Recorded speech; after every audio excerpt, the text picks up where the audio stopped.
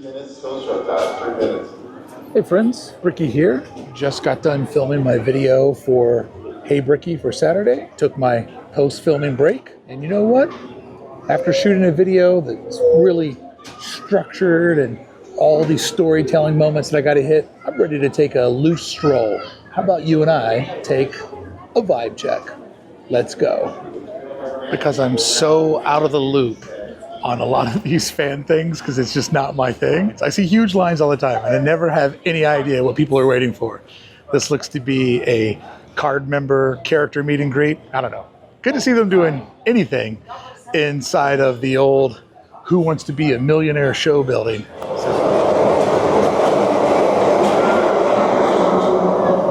I love filming the monorail, but filming it inside of DCA is so hard because it comes at you so fast and out of nowhere. In Disneyland, you kind of have an idea when it's going to come and you'll hear them do the but in DCA, it just comes barreling through. So the first second of all my monorail clips in DCA are like, oh, I gotta film it.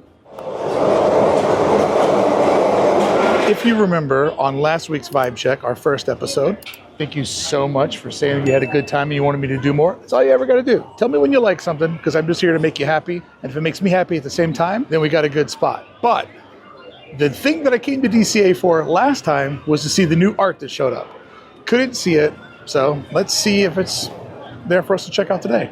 You know, Walt Disney, one of his early jobs in California was selling vacuums. Not a coincidence that there's a La Brea Carpets sign in Hollywoodland, which is supposed to be set in 1923, Los Angeles. Forever and forever, one of my favorite signs in the resort. I just love it. Wish something was happening there. Friend, your kerning's off. That D needs to go over 2 clicks to the left. This is one of my absolute favorite details of this area. I just love this old studio sign. Just tucked over here. Most people have no idea of its historical reference, as well as this design here. That's pretty much how the studio looked up in Burbank. Just a little subtle nod to things that nobody pays attention to. The bush walls are down. I have been liberated to look at the new subway style posters that showed up. Let's take a little art walk, shall we? Well. Speaking of the devil, look what we have. The sign from the studio that's right around the corner. Premiering the brand new home of the Walt Disney Studios. That is nice. If you're not from California, there's something special about California architecture. It's just so different than anything that you grow up with out on the East Coast or in the South like me. Oh, lots of gems on this one. Nice. That's so good. That's so good. All right, let's break it down. This is an opening year's logo that they don't use anymore. It's just a crazy looking, like weird hand-drawn font.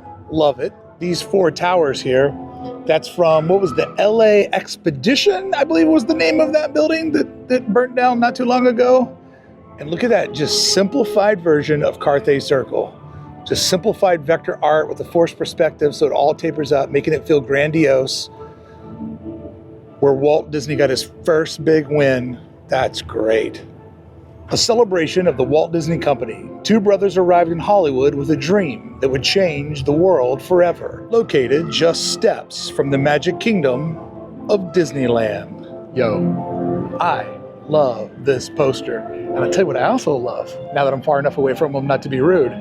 This family having a picnic right in this little area. Now, friends, you're supposed to use the picnic area, but come on. There's plenty of space over here. And they're just ripping a picnic inside of DCA. I love that for them. I'm pretty certain that Dave Perillo did this one. Super nice guy. Very, very talented artist who works with Disney a lot. Hung out with him a couple of times at the park. Those look like his fun folks riding the Incredicoaster. And look at these little icons. We got the Fun Wheel. Notice the top one is the Fun Wheel of Death. She's having a great time. Those treats are so good. Look at, oh yeah, Emotional Whirlwind. Oh, the names are below them, dummy. Midway Mania. Oh, Lovers at the Lamplight Lounge. Visit Pixar Pier. Fun in the sun for everyone. That's great. I like this callback to DCA's 1.0 when the body of water actually had a wave machine that would create waves in there to make it look like a real oceanside pier. That's fantastic. These little illustrations illustrate the power of minimal color palettes. Oh, vector art line, the black's a little bit off there. Walt Disney presents The Wonderful World of Color. This one is nice. I like the simplified elegance. Maybe my least favorite of the collection. But it's still so much better than most things that you see in the park. I like the way that they put the stippling, the texture around the fountain because, the fountain would have stray water that's coming off the peak. That's a nice little touch. And then the subtle gradients and the background water illuminating, and then look at that, the sorcerer's hat kind of just tucked inside of there. It's nice. You know what? It's better than I gave it credit for. It's really good. Look at this beautiful view. Just a park, inside of a park. No big deal. People having picnics, moms giving their kids a chance to sleep and reboot, people hanging out solo. Quiet spots are so important to make the park feel real. That's a good vibe. Anybody else remember when there were decorations inside of these? Characters, little Easter eggs? Gone. The first step of something disappearing is it starts to get ignored. And this is looking pretty ignored. I feel like this is a shot of the tower that doesn't get enough love. Mission Breakout, whatever you want to call it. Just don't feel like you ever really get to see it from this angle too much. Man, it feels so tall from here.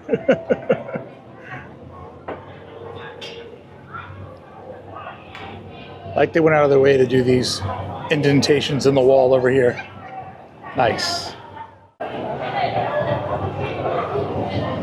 One of the most underused vibe spots in all of DCA, where you can just sit out on the porch of Mission Breakout and watch the line go by. So much cool detailing indoors over here, light fixtures, and all for those that stop and pay attention to it. Love these kind of spots in the park. Imagine the size of that screwdriver. I wish that clock worked. But I guess maybe that has to do with the storytelling of the Tower of Terror. Like the 12th floor, one away from the 13th. Not sure. Looks like I found a new thing to investigate. It's endless. It's the middle of the day in the summer. I should not be able to shoot straight across this without tons of people in front of my camera. Wow. Okay, some graphics have shown up. I was expecting something a little bit fancier, but it's not just the basic blue wall it was when I shot the video the day that it showed up.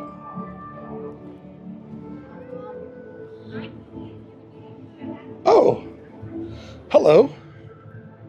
What are you? Oh, construction walls. Interesting.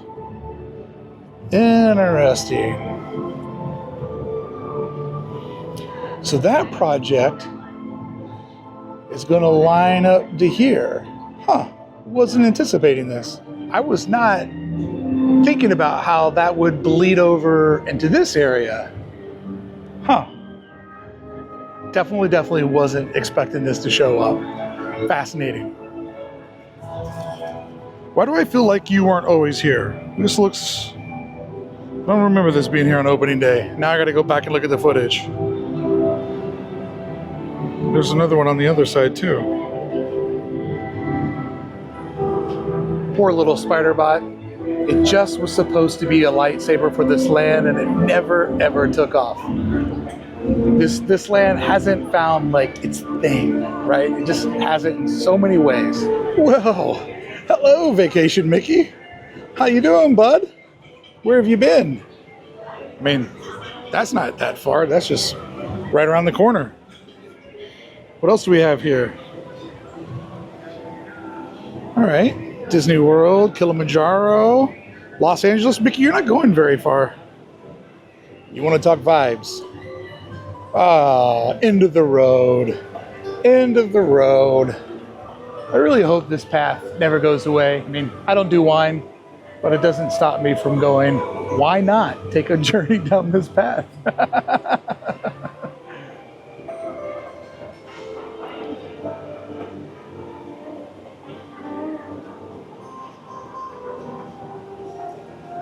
That's nice.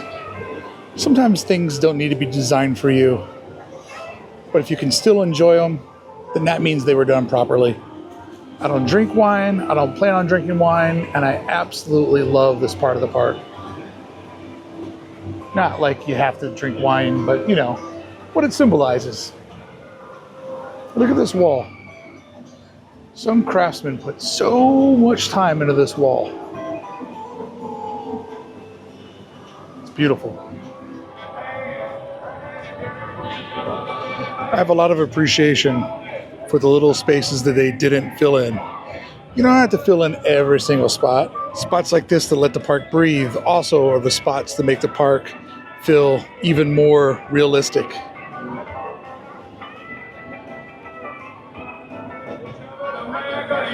It really, really is hard to beat the vibe in any Disney park that you'll always find at the corner of Route 66 and Cross Street.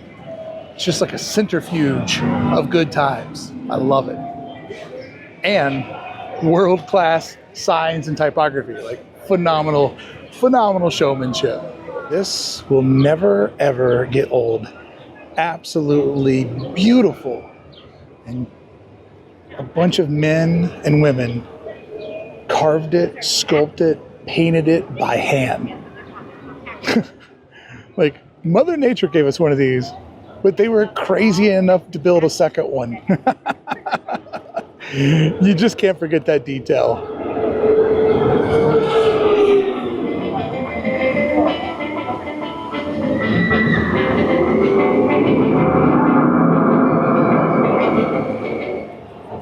From the rural signage to a more metropolitan look, I love how this is one of the few themes that carries over from land to land. Most of the time, each land is its own thought, but there's a little bit of spillover here, which is pretty cool.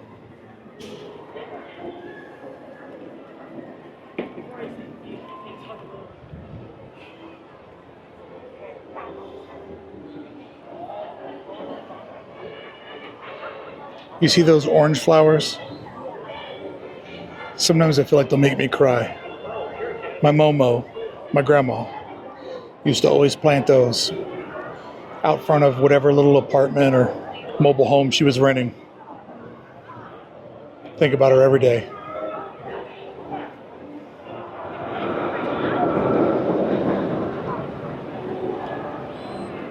I love that I just saw that guy run out to the middle to be with this girl after hitting the button on his phone or camera to take a photo of the two of them. That's great. To hell with Coco. This is the boat ride I'm looking for. Get me in one of these bad boys. I love filming on this boardwalk because many times you could just completely have it to yourself because it is so hot down here. But there's so many little nooks to put your camera, and the vibes are just immaculate. Like, I just will never, ever get sick of looking at the Mickey Fun Wheel. It's beautiful. But food for thought. Why have they not figured out a technology to make him speak during World of Color and have a show hosted by Mickey Mouse? If I was an Imagineering, I would make that a project that I was working on ASAP.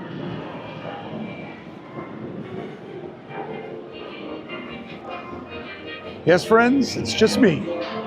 Boardwalk Brickey. One of my favorite stomping grounds at DCA. I love it.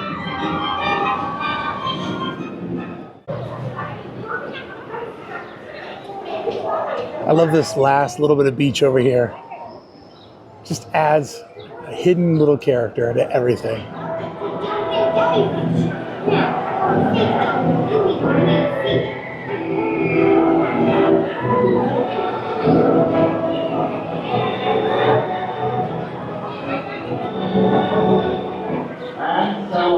One of my favorite Walt Disney quotes: "No man is as tall as when he bends down to pick up a piece of trash."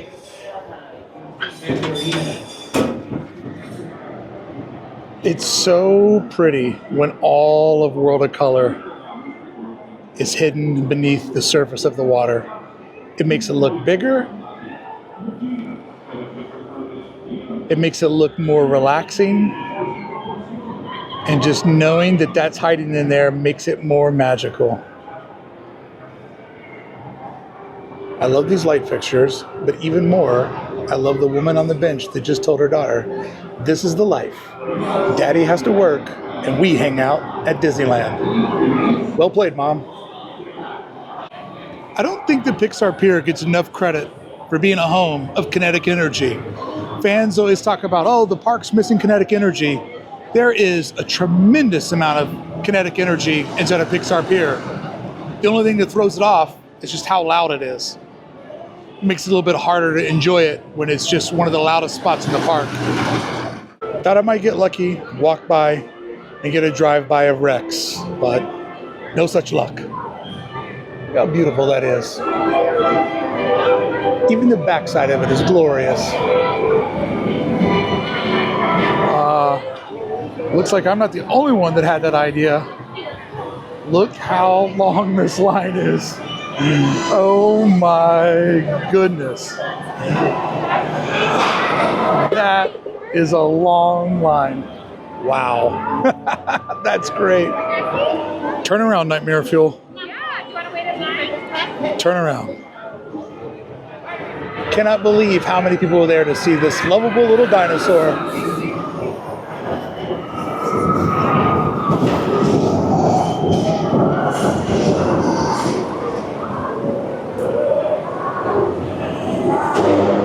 Track switch.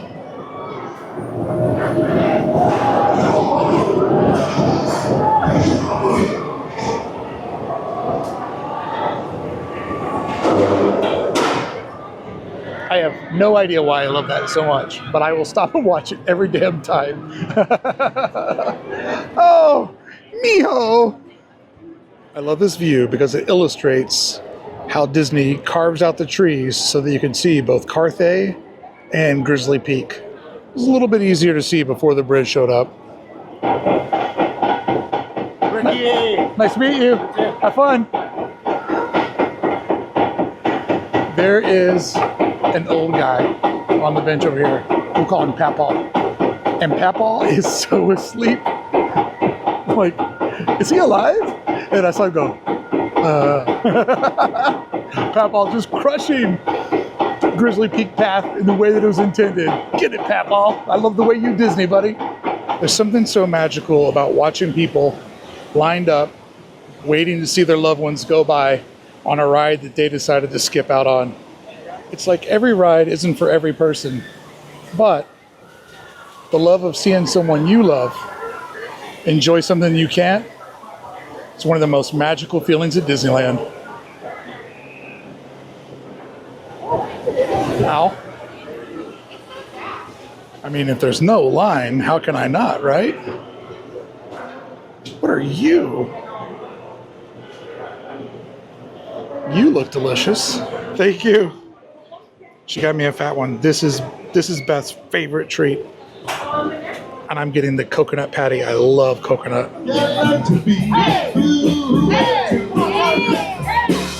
Don't you mess with me, nigga, 'cause I may deal with you. What I desire. All right, friends, from the edge of the Jurassic Park doors at DCA, thank you so much for going on this second vibe check with me. I hope you enjoyed this one as much as the first one.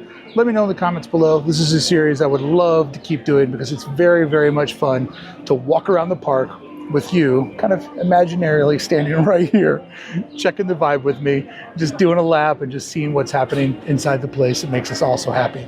I appreciate you showing up. I got a business dinner at 6 o'clock. It is 2 o'clock. I need to get out of here, do some editing, and maybe take a little light nap before I go out and entertain clients tonight. I appreciate you showing up. How you doing? Good, I'm doing great. Thank you. I I appreciate you going on this wild ride with me. See you tomorrow? Yeah, I think so. I mean, I can't promise. It's a weird week, but I think so. Right now, that's the plan. I think so.